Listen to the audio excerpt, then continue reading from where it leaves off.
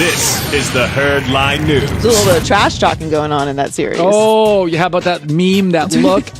Well, I mean, they were both. Well, him and Booker were going at it all series, but that's what I'm talking about. Like he doesn't mind being the villain in the situation either, and then going out and doing what he has to do. He's not a front runner, which makes it more fun. So the Pittsburgh Maulers got their first win of the season. Finally, Maulers comeback victory over the Houston Gamblers on Sunday. The Maulers were down by as many as 11 points in the third quarter.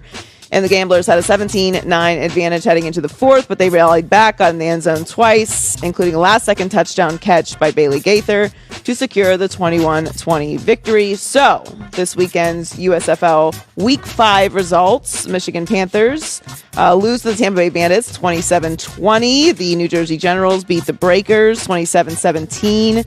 Birmingham Stallions over the Philadelphia Stars 30-17. And the Pittsburgh Maulers beat the Gamblers 21-20. The quality, as we've talked about, there's players out here. Spring football in America, I've seen 3 different variations of it. There's always players. There's always NFL players playing in these spring leagues. Well, as we know, half the league is undrafted in the NFL. Right. Yeah. So you are finding guys all over the place that have talent, and for various reasons, whether it was an injury or they came from a small school or they had some issues in the league or they just weren't where they needed to be at the moment that they were ready to enter the NFL. There's still a lot of talent out there. I mean, Tom Brady is the ultimate example of what the NFL is. He was a 6th-round draft pick, and now he is the greatest player in the history of the sport. Joe Montana was a 3rd-rounder. Russell Wilson, a 3rd-rounder. Yeah, I mean, that's how it goes. It's very hard to evaluate talent sometimes, especially in a sport with so many moving pieces. Yep. I mean, you saw how many guys were drafted from Georgia this year. How many of them will end up working out without being in a unit together? We don't know. We will get to see if it's just individual talents or it was a group effort. So that's what's amazing about the sport of football in general. And of course, the television product is amazing. They have implemented all these different angles, and it's a really good watch. Yeah, it is.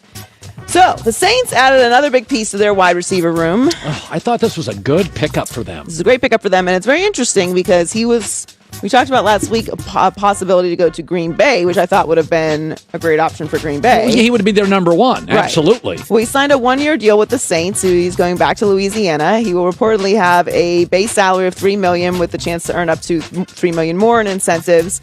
So he's going back to Louisiana, and will have an opportunity to prove himself healthy again before he hits the market again next spring. You know, last year he had all career lows. He had a knee sprain in week 2 and said after the season that he tried to come back too soon. So he had 52 catches, 570 yards, and 2 receptions, 2 receiving touchdowns in 12 games. He was kind of Baker's guy. I mean, to me, that was the relationship. When that didn't work, Baker didn't work. Yes. Well, I mean, Jarvis Landry he's one of those guys that he's the soul of the team. We saw even watching Hard Knocks. He's a very vocal guy. He's a great teammate.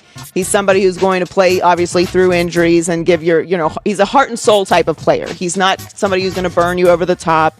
He doesn't have that type of, flair that someone like an Odell or a Tyreek does, but he's just a very consistent player. I think that obviously that's why he's in the situation with the 1-year deal with the Saints, that Jarvis was playing through a bunch of injuries, as were a lot of players in the Browns last year, obviously. But he is a good teammate and a good in-the-room guy, which is why this is a good situation for him. And they're getting Michael Thomas back. He is expected to be back healthy again for next season. So Jameis will have some options there in New Orleans. So let's talk about parity in college football, shall we? Oh, boy. Alabama has dominated college football since Saban's arrival in 2007. They're only one of 8 teams to win a title since then, accounting for 6 total. So if you were paying attention to the numbers there, not a whole lot of love being spread around. But Saban recognizes the lack of parity, and that is an issue with the sport. One of the things that I'd like to see us be able to work back to is everything in college football has always had parity. Same scholarship, same academic support, healthcare, whatever it is. And, I don't think we have that balance right now, which could affect, the parity of college football and college athletics as a whole. So, and I know we got a lot of good people working on it, and I'm sure they'll come up with a good solution for us. I always thought the parity thing was pretty easy.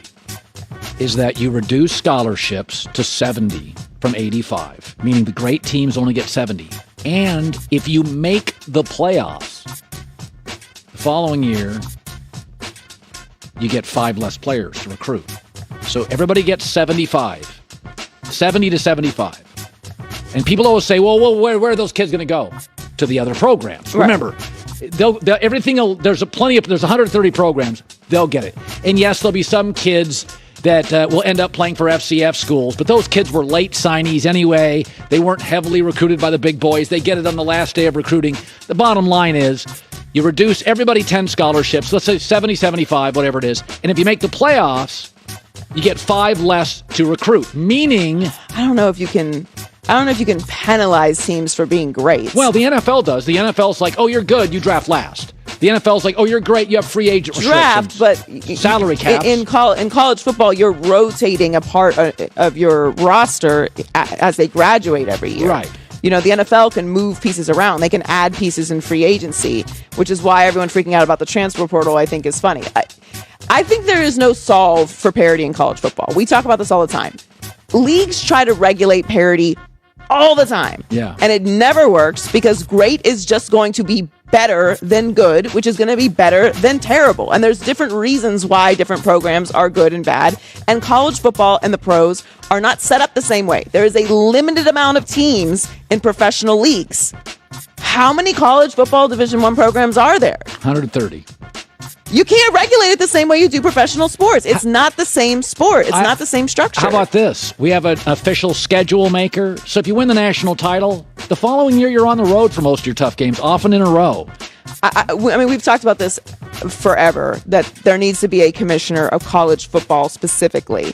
And when you're talking about the NIL, when you're talking about the transfer portal, and you're talking about parity, we always limit these things to specifically college football because it's what we talk about the most. And then some people talk about men's college basketball as well. But they're ignoring the benefits that these type of things add to all of the other student athletes, both men and women, who are in the NCAA. So if you're going to focus the parity and the regulations and the NIL rules and all of that to focus on the 1% of the 1% of players that are in college football, then they need to separate from the rest of the NCAA. There needs to be a commissioner and different rules for this sport because it brings in so much money. Because what happens is you're going to penalize these 1% programs, and that's going to hurt the volleyball players and the lacrosse players and the swimmers because they aren't affecting the sports landscape the way that college football is. Yeah, I mean, it's the only thing that makes money consistently. Right, so it's just, they're two different conversations. There's a lot of nuance, obviously, that you can't find on Twitter, but I don't think it's a simple solve. Yeah, it can't be because they've been struggling with it for 60 years. Joy with the news. Well, that's the news. And thanks for stopping by.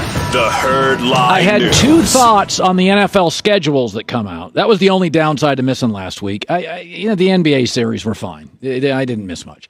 But I missed the NFL schedule release, and 2 things jumped out at me. That's next. We all have different ideas about success. We achieve it at different times. You're young, some are older. You just changed jobs. What about retirement? Right? Retirement's a huge step. When it comes to investing for, let's say, retirement, most people can't afford to make mistakes. I can't. And you shouldn't have to do it alone. I don't. For over 130 years, Midwest-based Stifel, S-T-I-F-E-L, Stifel Financial Advisors have helped clients like you create personalized retirement plans. A lot of different options for claiming Social Security. When, how much? Implement an investment portfolio designed around your needs and timeline. That's just the beginning. As a client, you'll have access to Stifel's award-winning equity research and investment strategy views. You earn the money. Invest in your success. Find a Stifel financial advisor, S-T-I-F-E-L, at stifel.com.